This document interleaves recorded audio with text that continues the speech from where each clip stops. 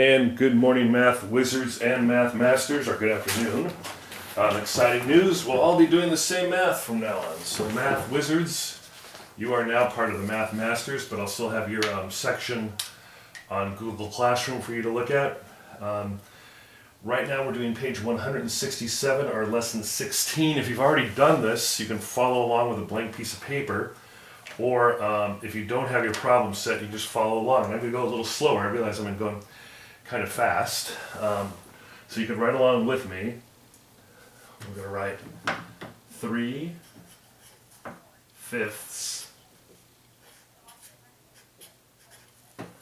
minus 1/5. Okay, so go ahead and write that down. 3/5 minus 1/5. And let's think about that in terms of a tape diagram. Let's go ahead and draw this.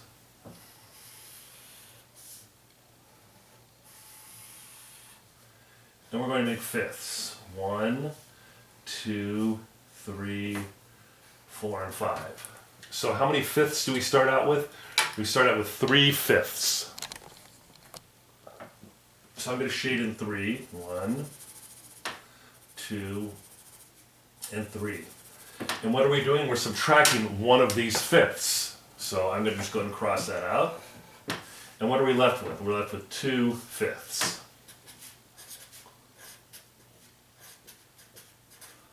And that was 1A. Let's look at 1B, and it's 5/5.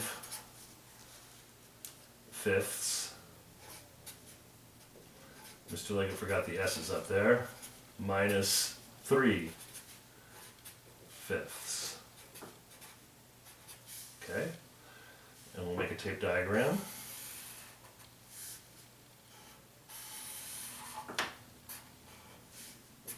So there's our problem set up. 5/5 minus 3/5. So let's go ahead and make 5/5. 1, 2, 3, 4, and 5. And what would another word for 5/5 be? Well, if you said 1 whole, you'd be absolutely right, because look, 1/5, 2/5, 3/5, 4/5, and 5/5. And what we're going to do is we're going to subtract 3 of these, okay? So let's go 1, 2, and 3. So we had 1 whole, or 5/5, and we subtracted 3/5. 1/5, 2/5, 3/5. How many fifths do we have left over?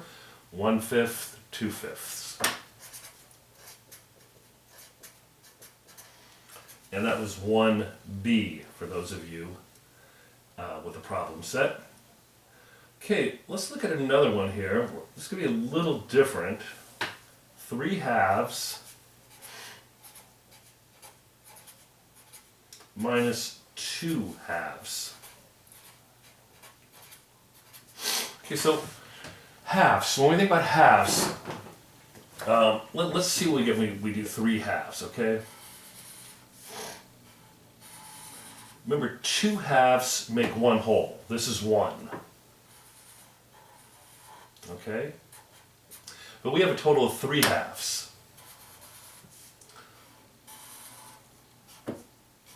Do we see that? We have more than 1. If you have 3/2, you have more than 1. Think about it as half of a brownie pan, half the brownies in a brownie pan, and another half. Then you baked another pan of brownies and you took out another half. So you have 3/2. 1/2, 2/2 is 1 whole, and then 3/2. What we're doing is we're subtracting 2 of these halves. So I'm going to go 1, 2, and that equals 1/2. All right, that was 1C. Let's go to 1D. And 1D is 6/4 minus 3/4. Let's write that down. 6/4 minus 3/4. Now, I know you're probably catching on now where you could say, okay, well, 6/4 minus 3/4 is 6 minus 3 would be 3/4. But let's prove it. Here's a tape diagram. We'll break it into fourths. 1, 2, 3, and 4. Okay? And then we have 3/4 over here, another tape diagram. We'll break it into fourths. 1, 2, 3, and 4. How many total fourths do we start out with? We start out with 6. 1/4, 2/4, 3/4, 4/4. So that must mean that this is one whole, right? But we only have 4/6, right? 1/4, 2/4, 3/4, 4/4, 5/4, and 6/4. What are we taking away? Right now we have 1, right? And 2/4 are 1 and 1/2. We're minusing 3 of these fourths. 1, 2, and 3. So we are left with 1, 2, 3/4, just like we thought.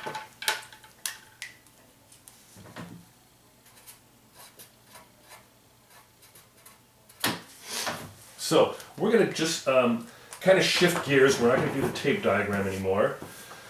If you have your problem set at home, you're looking at problem 2, you can probably start right away on this and do just fine on your own.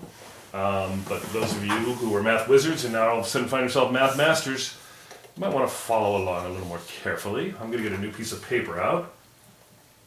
And our first problem is 2a, and it's 5/6 minus 3/6. Okay. Now instead of doing the tape diagram, we're just going to go right into it, because I know you guys are all very intelligent students out there, and you know that the denominator does not change. We can sort of remain the same in a problem like this, so we just put a 6 here. We don't subtract the denominator. Remember, review, the denominator is the number of the fraction on the bottom. That's the whole. So that doesn't change. But this changes the numerator. The number on top is the numerator. 5 minus 3 is 2. And there we have it. Let's look at our next problem. Poor Mr. Liggins' eyesight. I'm still waiting for those glasses. And it's 6/8 minus 4/8. Once again, the denominator, the number on the bottom, doesn't change in this type of problem. It remains the same. It remains an 8. So now we just have 6 minus 4, and that's 2. 2/8. Let's do the next one. And it's 3/10 minus 2/10. Once again, the denominator does not change. It remains a 1/10, and 3 minus 2 is 1. All right. Let's continue on to D. We have 5/5 minus 4/5. Now remember, when the numerator and the denominator are the same, that's just one whole. That's one complete. It's like having our brownie pan, cutting it to 5 pieces, and having all 5 pieces. But let's say we decide to give away 4 of those pieces that we've cut into. What would we be left with? We'd be left with 1/5. Okay? And we'll continue on to number E.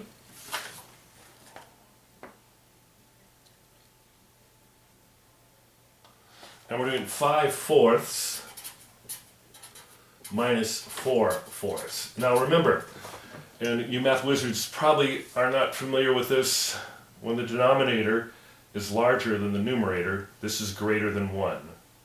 When they're equal, it's 1. When the numerator is, in this case, is less than the denominator, it's less than 1. All right? So we have greater than 1 minus 1. So I know that the denominator is not going to change. It's going to remain a 4. But the numerator, 5 minus 4, is 1. So we have 5/4.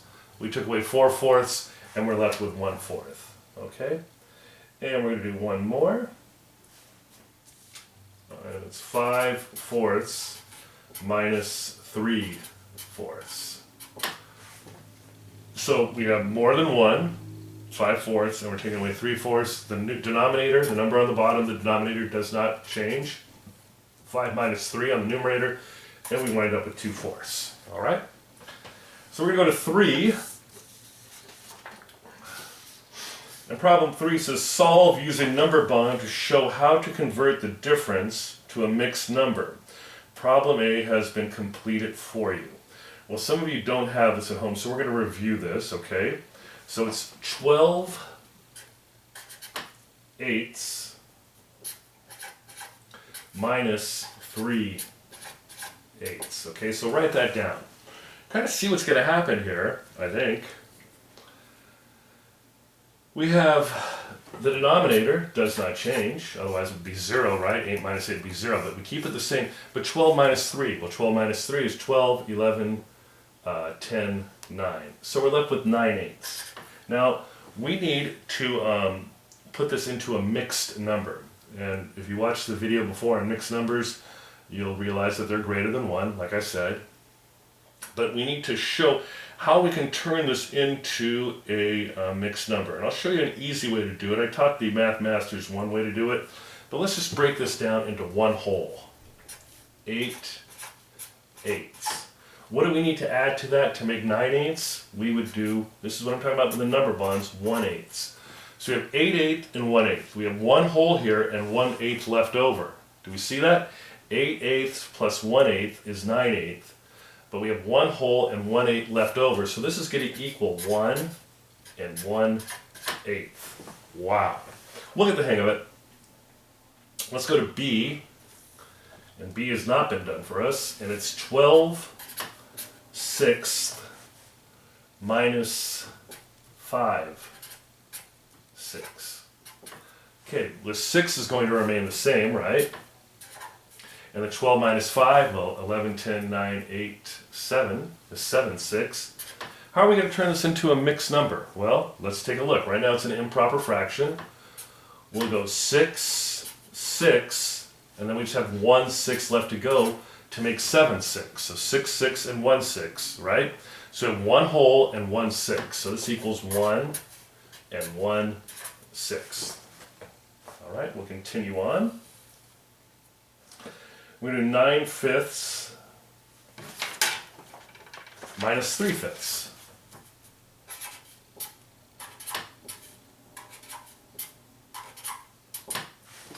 So what are we going to wind up with? Well, of course, the 5s, the 5ths stay the same. And 9 minus 3, 8, 7, 6 is 6/5. How are we going to turn this into a mixed number? We make our number bond, and we know it's going to be fifths, right, that we're dealing with. So we have 5/5 for the one whole, and then we have 1/5 left over, so we have 1 and 1/5. And that was C.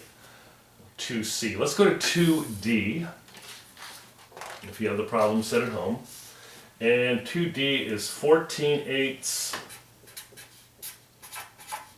minus 3/8. Whoops, that made tenths. So 14/8 minus 3/8. What is this going to equal? Well, I know the 8ths stay the same. And 14 minus 3, 13, 12, 11. So we have 11/8. We'll make our number bond. 8/8 is 1. And then we have the 3/8 to get to 11/8, right? 8 plus 3 is 11/8. So we have one whole and 3/8. So this equals 1 and 3/8. All right. We'll keep going on to E. And E has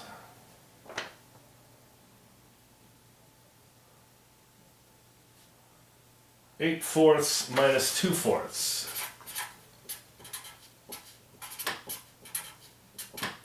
And we know the fourths is going to remain the same, and 8 minus 2 is 6. How do we break this into a mixed number? We go 4/4 plus 2/4.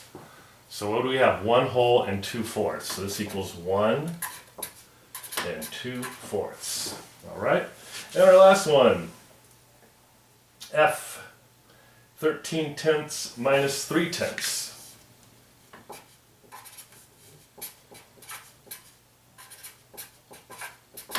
What is this going to equal? Take a look. We know it's going to be a tenth, right? But look at this. 13 minus 3, 13, 12, 11, 10 is 10/10. Do I need to make a number bond? No, it's done for me.